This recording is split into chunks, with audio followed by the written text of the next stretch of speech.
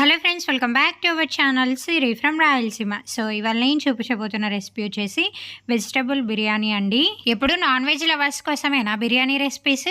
ఈసారి veg lovers కోసం కూడా వెజిటబుల్ బిర్యానీ అయితే చేసేద్దాం.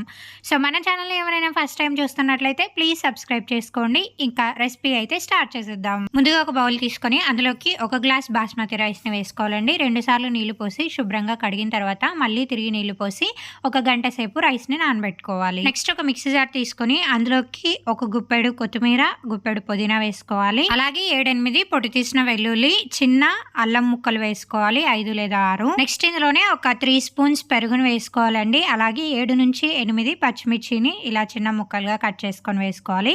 మీరు తీసుకుంటున్న పచ్చిమిర్చిని కారాన్ని బట్టి తీసుకోవాలి. మూత పెట్టేసి ఫైన్ పేస్ట్ లాగా గ్రైండ్ చేసి పక్కకు పెట్టుకోవాలి. నెక్స్ట్ వెజిటేబుల్స్ ని కట్ చేసి పెట్టుకుందామండి. ఆలు, క్యారెట్, బీన్స్ అండ్ అలాగే పచ్చిమిర్చిని అయితే నేను ఇక్కడ కట్ చేసి తీసుకున్నాను. ఇలా కొంచెం పెద్ద పెద్ద ముక్కలుగానే కట్ చేసుకోవాలి. అలాగే 2 పెద్ద ఆనియన్స్ ని కూడా ఇలా సన్నగా కట్ చేసి పక్కకు పెట్టుకోవాలి. తర్వాత ఫ్లేమ్ మీద ఒక బౌల్ పెట్టుకొని అందులోకి రైస్ ఉడకడానికి సరిపడా నీళ్ళని పోసుకొని బాగా మరిగించుకోవాలి. ఇక్కడ నేను 1 కప్పు బాస్మతి రైస్ కి 1.5 కప్పు నీళ్ళని అయితే తీసుకుంటున్నానండి. నెక్స్ట్ ఇందులోనే బిర్యానీ మసాలాలన్నీ కూడా వేసుకోవాలి. అలాగే ఉప్పును కూడా వేసేసుకొని మరిగించుకోవాలి. నీళ్లు మరిగేలోపు ఇంకో కడాయి మీద మనం బిర్యానీ చేసుకోవాలనుకునే కడాయిని పెట్టుకోవాలి. అందులోకి 4 స్పూన్స్ ఆయిల్ వేసుకోవాలి. హీట్ అయ్యాక మనం ముందుగా కట్ చేసి పెట్టుకున్న ఆనియన్స్ ని వేసుకొని బ్రౌన్ ఆనియన్స్ లాగా ఫ్రై చేసుకొని పక్కకు పెట్టుకోవాలి. ఇంకొక వైపు మనకు నీళ్ళు అయితే మరిగిపోతున్నాయండి. ఇప్పుడు ఇందులోకి రైస్ ని వేసుకొని రైస్ ని 70% కుక్ చేసుకోవాలి. చూడండి, ఇక్కడ మనకి రైస్ మెత్తగా అవ్వలేదు, అలాగే పలుకు పలుకుగా ఉంది. ఇలా ఉన్నప్పుడు ఇందులో ఉన్న నీళ్లు మొత్తం వంపేసి రైస్ ని పక్కకు పెట్టుకోవాలి. రైస్ లో ఉన్న వాటర్ ని ఇలా ఒక హాఫ్ గ్లాస్ తీసి పక్కకు పెట్టుకోవాలండి. ఇంకా రైస్ అయిపోయేలోపు మనకి బ్రౌన్ ఆనియన్స్ కూడా రెడీ అయిపోయాయండి. ఇలా ఒక ప్లేట్ లోకి తీసి పక్కకు పెట్టుకోవాలి. అదే ఆయిల్ లోనే ఇప్పుడు ఇందులోకి మనం ముందుగా కట్ చేసి పెట్టుకున్న బీన్స్, క్యారెట్ అండ్ అలాగే ఆలు, పచ్చిమిర్చి, క్యాప్సికమ్ ముక్కల్ని వేసుకోవాలండి. నేను ముందు క్యాప్సికమ్ చూపించడం మర్చిపోయాను, అందుకే వీడియోలో కనిపించలేదు. మీరు ఇంకా మీకు నచ్చిన వెజిటేబుల్స్ ని యాడ్ చేసుకోవచ్చండి. కాలీఫ్లవర్, క్యాబేజ్, బఠానీ ఇలా. నేనైతే ఇవి మాత్రమే వేసాను. నెక్స్ట్ ఇందులోకి 1/2 స్పూన్ పసుపు, 1/2 స్పూన్ కారం వేసుకోవాలండి. ఇక్కడ మీరు కారాన్ని చూసి వేసుకోవాలి.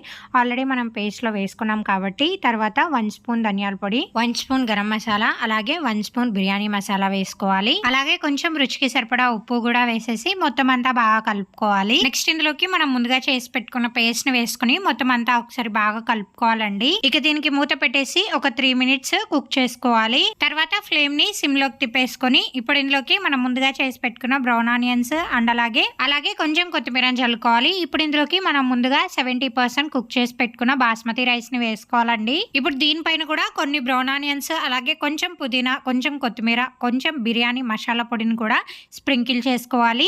ఇప్పుడు ఇందులోకి మనం రైస్ లో నుంచి ఉడికించిన తర్వాత తీసిన నీళ్ళని వేసుకోవాలండి. తర్వాత ఇలా అల్యూమినియం ఫాయిల్ కవర్ తో బౌల్ కి మొత్తానికి కవర్ చేసేసుకొని దీనిపైన మూత పెట్టుకోవాలి. ఇప్పుడు ఫ్లేమ్ మీద ఒక పాన్ పెట్టుకోవాలి. హీట్ అయ్యాక మన బిర్యానీ బౌల్ ని పెట్టుకోవాలండి. బిర్యానీ బౌల్ పైన కూడా ఏదో ఒక వెయిట్ ని పెట్టుకోవాలి. ఇక్కడైతే నేను రోల్ ని పెడుతున్నానండి. ఇప్పుడు ఫ్లేమ్ ని మీడియం లోకి తిప్పుకొని ఒక 20 మినిట్స్ బిర్యానీని అయితే బాగా దమ్ చేసుకోవాలి. ఇక 20 మినిట్స్ దమ్ చేసిన తర్వాత మూత తీసి చూస్తే మన గుమగుమలాడే వెజ్ దమ్ బిర్యానీ అయితే రెడీ అయిపోయిందండి. చూడండి, మనకి రైస్ అయితే ఎంత పొడి పొడిగా కుదిరిందో.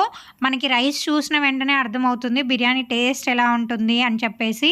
ఇలా పొడి పొడిగా ఉన్నప్పుడే మనకి బిర్యానీ తినడానికి చాలా బాగుంటుందండి. ఇక వెజ్ దమ్ బిర్యానీ అయితే రెడీ అయిపోయింది. సర్వ్ చేసేసుకోవచ్చు అండి. ఇందులోకి మనం కాంబినేషన్ గా పెరుగు రైతాతో కానీ లేదా వెజిటేబుల్ కర్రీతో అయితే దీనికి సర్వ్ చేసుకుంటే కాంబినేషన్ అయితే చాలా బాగుంటుందండి. ఇక్కడైతే నేను వెజిటేబుల్స్ అన్ని మిక్స్ చేసి కర్రీ అయితే చేశానండి. ఈ రెండింటి కాంబినేషన్ అయితే టేస్ట్ చాలా చక్కగా కుదిరింది. సో చూసారు కదండి, ఇవాళ రెసిపీ అయితే ఇది అండి. ఇంతవరకు మీరు ఈ వీడియో చూసారంటే తప్పకుండా మీకు ఈ రెసిపీ నచ్చే ఉంటుంది. ఇంకెందుకు ఆలస్యం, మీ ఫ్రెండ్స్ అండ్ ఫ్యామిలీ మెంబర్స్ లో వెజ్ లవర్స్ ఎవరైతే ఉన్నారో వాళ్ళకి షేర్ చేసేయండి. ఈ రెసిపీ మీకు నచ్చితే లైక్ చేయండి అండ్ అలాగే మన ఛానల్ ని సబ్స్క్రైబ్ చేసుకోండి. And thank you for watching.